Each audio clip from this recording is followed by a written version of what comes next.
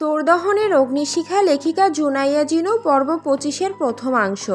বিকেল 4টা। গ্রামবাসীর থেকে বিদায় নিয়ে তারাকুঞ্জে যাবার জন্য রওনা হয়েছে তারাতুর্য। গাড়ি চলছে আপন মনে। পুরো গাড়ি জুড়ে কেবলমাত্র পিনপতন নীরবতা।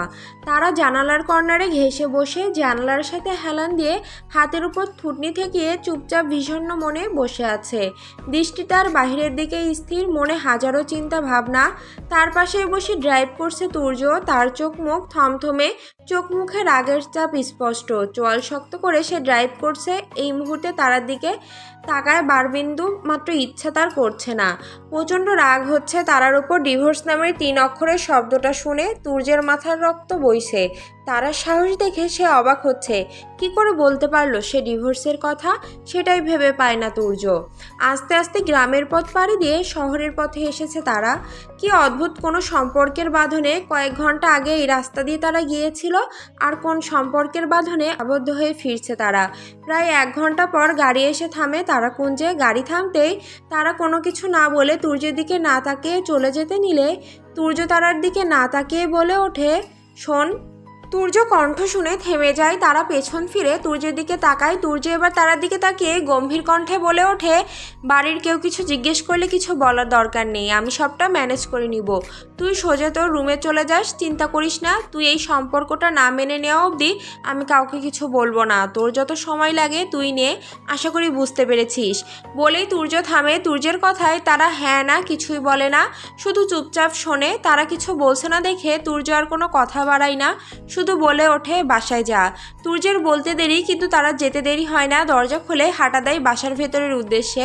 তুর্য শুধু তারা যাওয়ার পানে তাকিয়ে আসে একদৃষ্টিতে।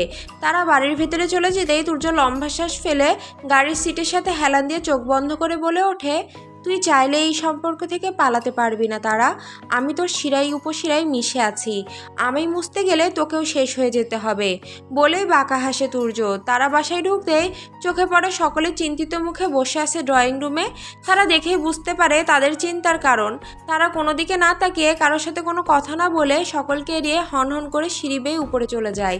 তারাকে উপরে উঠতে দেখে পিয়ন্তি বেগম মেয়েকে ডাকতে নেওয়ার আগেই তারা চলে যায়। যা দেখে পিয়ন্তি বেগম বেশ অবাক হয়, ভ্রুকুচকে তাকিয়ে থাকে সেদিকে। তারা চলে যাবার পরপরই তুর্য বাসায় প্রবেশ করে। তুর্যকে আসতে দেখে হামিদ খান বসা থেকে উঠে গম্ভীর কণ্ঠে বলে ওঠে, এত সময় কোথায় ছিলে? হামিদ খানের কথা শুনে তুর্য সোজা সাপটা বলে ওঠে, বাইরে ছিলাম। ছেলের এহেন গা ছাড়া কথা শুনে মেজাজ গরম হয় হামিদ খানের। হামিদ খান কড়া গলায় বলে ওঠে, সেটা আমরা জানি। হামিদ খানের কথায় শুনে তুর্য হামিদ খানের দিকে তাকিয়ে বলে ওঠে, জানেন যখন জিজ্ঞেস করছেন কেন? তুর্যের কথা হামিদ খানের মোটেও পছন্দ করেননি। তিনি তেতে বলে ওঠে, বেয়াদব, বড়দের সাথে কিভাবে কথা বলতে হয় তুমি জানো না? হামিদ খানের উত্তেজিত হওয়া দেখে ইমরান খান আর তহিদ খান এসে তাকে শান্ত করতে থাকে। তুর্য হামিদ খানের কথা গায়ে না লাগিয়ে বাঁকা হাসে। তহিদ খান তুর্যকে কিছুটা মিথ্যা ঝাড়ি দিয়ে বলে ওঠে, আহা তুর্য, কেন এমন করছিস? কোথায় গিয়েছিস সেটা বলে দিলেই তো হয়। তহিদ খানের কথা শুনে তুর্য কর্কশ কণ্ঠে বলে ওঠে, উনি যা জিজ্ঞেস করেছে আমি তো তাই বলেছি, এতে আমার কি দোষ? তারাকে নিয়ে একটু বাইরে বের হয়েছিলাম, ওর মন ভালো ছিল না দেখে। এতে এত কথার কি আছে শুনি? আমি আমার রুলসে চলি, কারো রুলসে চলি না। আমি কোথায় যাব না যাব সেটা আমার ব্যাপার, আমার সিদ্ধান্ত। এই বিষয় নিয়ে কারো কোনো প্রশ্ন আমার পছন্দ নয়। তাই তোমার ভাইকে বলে দিও আমার ব্যাপারে যাতে কোনো রকম নাক না গলায়। বলেই আর এক মুহূর্ত না দাঁড়িয়ে সেখান থেকে হন করে চলে যায়। হামিদ খান সেটা দেখে শারমিন বেগমের দিকে তাকিয়ে চিল্লাতে চিল্লাতে বলে ওঠে, দেখলে শারমিন, দেখলে কি বেয়াদব ছেলে? জন্ম দিয়েছো, বাবার সাথে কিভাবে কথা বলতে হয় সেটা এখন জানে, আর বেয়াদব কোথাকারের। হামিদ খানের কথায় তুর্যের কানে আসে। তুর্য হামিদ খানের কথা শুনে বাঁকা হাসে। শারমিন বেগম স্বামী আর ছেলের ঝগড়ায় হতাশ চোখে তাকিয়ে আছে। তিনি কি করবে সেটা বুঝতে পারছেন না। কতদিন চলবে এইসব কে জানে। হামিদ খান ইমরান খান আর তহিদ খানের হাত ঝাড়ি মেরে ফেলে দিয়ে চলে যায় সেখান থেকে। সকলেই তাকিয়ে থাকে অসহায় চোখে। তারা দরজার সাথে হেলান দিয়ে বসে আছে। শরীরটা কাঁপছে কান্নার ধাক্কায়। মুখ চেপে রেখেছে হাতে, যেন নিজের কান্নার শব্দ নিজেই শুনতে না পায়। সব কিছু কত দ্রুত বদলে গেল। গতকালও সব স্বাভাবিক ছিল, অথচ আজ মনে হচ্ছে সে এক অচেনা দম বন্ধ করা জীবনযাত্রায় আটকে গেছে। এই জীবন তো সে কখনো চায়নি। তাহলে কেন কেন তার সঙ্গে এমন হলো? তার বুকের ভেতর মোচড় দিয়ে উঠছে, চোখের সামনে ভেসে উঠছে গত রাতের সব দৃশ্য। চিৎকার করে বলতে ইচ্ছে করছে, আমি এটা চাইনি, আমি এটা চাইনি। কিন্তু সে জানে এসব বলার কোনো মানে নেই। তার হাতের আঙুলগুলো শক্ত হয়ে আসে। সে কি পারবে এই পরিস্থিতির সাথে মানিয়ে নিতে, নাকি এই জীবন তার শ্বাসরোধ করে দিবে? তার কষ্টের ভারে মাথাটা যেন আরও ভারী হয়ে আসে। সে চোখ বন্ধ করে দেয়, সব কিছু থেকে নিজেকে বিচ্ছিন্ন করার শেষ চেষ্টাটুকু করে, কিন্তু কিছুতেই পারছে না। তার ভেতরের কান্না থামছে না।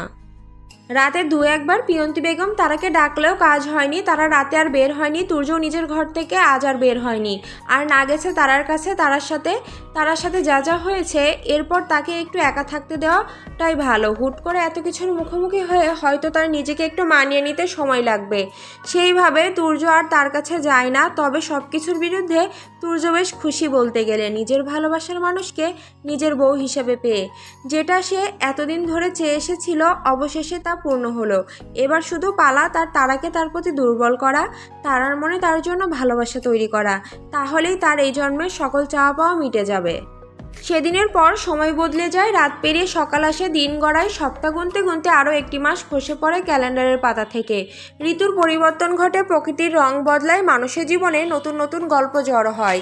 সময়ের এই চক্রে কেউ বয়ে চলে নদীর স্রোতের মতো, আবার কেউ আটকে থাকে একই বাঁকে। সময় কারো জন্য অপেক্ষা করে না, কিন্তু কিছু কিছু ক্ষত আছে যেগুলো সারতে সময় নিতেই হয়। তারার ক্ষেত্রেও তাই হলো। সেদিনের পর থেকে সে তুর্যের কাছ থেকে যতটা সম্ভব দূরে থাকার চেষ্টা করে। তার চোখে তুর্যের অস্তিত্ব যেন একটা অনাকাঙ্ক্ষিত ছায়া, যা সে উপেক্ষা করতে চায়। সে কথা বলে কম, দেখা হলে পাশ কাটিয়ে যায়। তুর্যও তারাকে তেমন একটা বিরক্ত করে না, জোর করে কিছু বোঝানোর চেষ্টা করে না, বাধ্য করে না তার সামনে দাঁড়াতে। সে জানে কিছু অনুভূতি আছে যা চাপিয়ে দেওয়া যায় না, সময়ের সঙ্গে আপনা আপনি গড়ে ওঠে। তুর্য তারাকে সময় দিতে চায়। হয়তো সময়ের পরতে পরতে তারার কঠিন দেওয়াল নরম হবে। হয়তো সে একদিন বুঝবে তুর্যের ভালোবাসার গভীরতা। আর যদি না বোঝে, তুর্যের চোখে সেই ভয় নেই। সে জানে এই সম্পর্কের দড়ি এক প্রান্তে সে নিজে শক্ত করে ধরে আছে। একদিন না একদিন তারাও হয়তো সেই দড়ির মুঠোয় নেবে। ততদিন পর্যন্ত তুর্য শুধু অপেক্ষা করবে, ধৈর্যের সঙ্গে, ভালোবাসার সঙ্গে। তারা আর তারার ফ্রেন্ডরা সবগুলো ক্লাস শেষ করে কলেজের মাঠ পেরিয়ে গেটের দিকে যেতে থাকে গল্প করতে করতে। কথা বলার মাঝে হঠাৎ ফারদিন বলে ওঠে, কিরে তিথু, আমরা যে সেদিন ছবিগুলো তুললাম সেগুলোর ছবি কেন দিসনি আমাদের? 2 মাস তো প্রায় হতে চললো। ফারদিনের কথা শুনে সকলের মনে পড়ে সেদিনের কথা। তিথি মনে পড়ার মতো করে বলে ওঠে, উফ, ভালো কথা মনে করেছিস। আমি তো ভুলেই গেছিলাম ছবিগুলোর কথা। ছবিগুলো তো বাঁধাতে দিয়েছিলাম, কিন্তু সেগুলো আনতে আমার মনে নেই। তিথির কথা শুনে মাহিরা বলে ওঠে, আগামী শুক্রবার সবগুলো ছবি নিয়ে আসবি বলে দিলাম, আর আমাদেরকে তো ছবিগুলোও পাঠাসনি। কেমন হলো দেখতেই পারলাম না ছবিগুলা। মাহিরার কথায় শ্রাবন্তী তনি একই কথা বলে। তারা শুধু শুনছে, আর তার কথা বলতে এখন একটু ভালো লাগছে না। তাই চুপচাপ শুধু শুনছে আর একটা এক পা করে হেঁটে যাচ্ছে গেটের দিকে। তিথি অনুশোচনার কণ্ঠে সকলের উদ্দেশ্যে মাপ চেয়ে বলে ওঠে, সরি রে, আমার একটু মনে ছিল না, আর তোরাও আমাকে মনে করে দিসনি। আমি কি করব? তিথির কথায় পাশ থেকে তনি বলে ওঠে, হ্যাঁ, নিজের দোষ তা বল না, এখন আমাদের দোষ হয়ে গেছে, আমরা কেন মনে করিয়ে দিলাম না? তনির কথাই শুনে তিথি নিজেকে বাঁচানোর জন্য মৃদু রাগ দেখিয়ে বলে ওঠে, তো আমার দোষ নাকি? তোদেরই তো দোষ, তোরা কেন মনে করিয়ে দিসনি? তিথির কথা এবার শ্রাবন্তী রেগে বলে ওঠে, এই, একদম আমাদের দোষ দিবি না বলে দিলাম। বলেই সবগুলো এক প্রকার ঝগড়া লেগে যায়। তারা এবার হাঁটা থামিয়ে তাদের দিকে তাকায়। ফারদিন আর তারা অসহায় মুখ করে তাদের ঝগড়া দেখছে। এখন কে থামাবে এদের ঝগড়া? তারপরে ফারদিন যায় তাদেরকে থামাতে, কিন্তু কাজ হয় না। একটার উপরে এসে যেন ৮-৬ বেঁধে নেমেছে ঝগড়া করতে। এদের ঝগড়া দেখে আশেপাশের মানুষ এদেরকে দেখে দেখে যাচ্ছে। তারা ফারদিন পড়েছে মহাবিপদে। সবগুলো যখন ফুল ঝগড়া করতে ব্যস্ত, তখন কোথা থেকে জানি অনেকগুলো মেয়ে এসে হুট করে তারার পায়ে পড়ে। হঠাৎ এমন কাণ্ডে তারা হকচকিয়ে যায়, সাথে সবগুলোর ঝগড়াও থেমে যায়। তারা তড়িঘড়ি করে বলে, আরে আরে, আপনারা কারা? এভাবে আমার পা আঁকড়ে বসে আছেন কেন? তারার কথায় মেয়েগুলো মাথা উঁচু করে তাকায়। মেয়েগুলোর মুখ দেখে আর চিনতে বাকি নেই। এরা তো এলিনারা, 1 মাস আগে তাকে যারা হেনস্থা করেছিল। কিন্তু এদের এই 1 মাস আর কলেজে দেখেনি। তবে আজ হঠাৎ কি হলো, আর এরাই বা তার পা কেন আঁকড়ে ধরে বসে আছে? তারার ফ্রেন্ডরাও ক্ষেপে আসে তাদের দেখে, কারণ সেদিনের ঘটনা তাদের জানানো হয়েছে।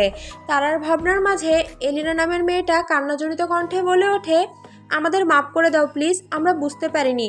আসলে সেদিনের জন্য আমরা সবাই তোমার কাছে মাপ চাচ্ছি, প্লিজ আমাদের মাফ করে দাও। এলিনার কথা শুনে তারা সহ সকলে অবাক হয়। তিথি সহ সকলে ভ্রু কুঁচকে তাকিয়ে আছে। আসল কাহিনীটা কি হচ্ছে সেটা দেখার জন্য।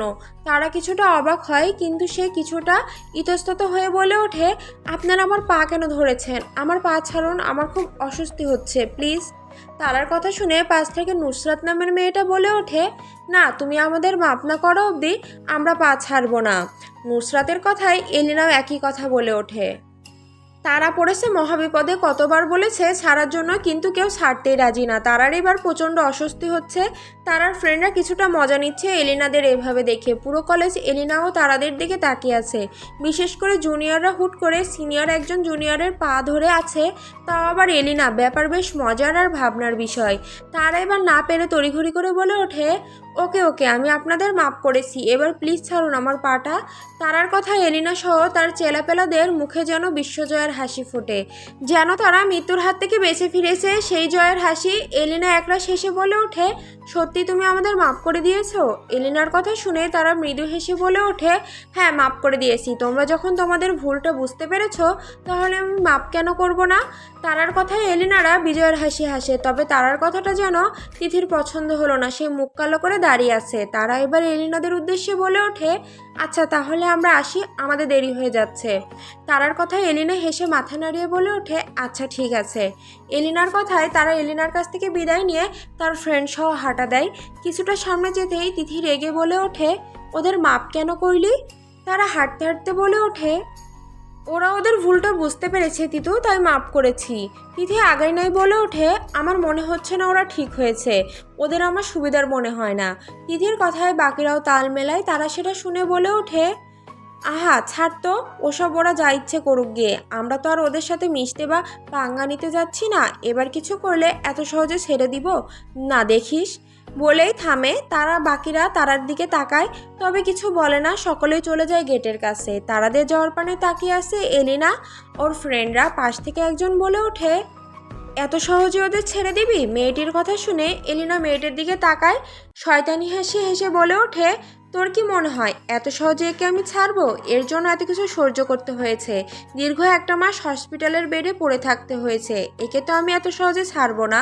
এর জন্য যে কি অপেক্ষা করে আছে সেটা সে নিজেও জানে না। বলেই এলিনা থামে। পাশ থেকে নুসরাত বলে ওঠে, তা না হয় বুঝলাম, কিন্তু ওই মেহরাজ খান তুর্য, সে যদি জানতে পারে তখন?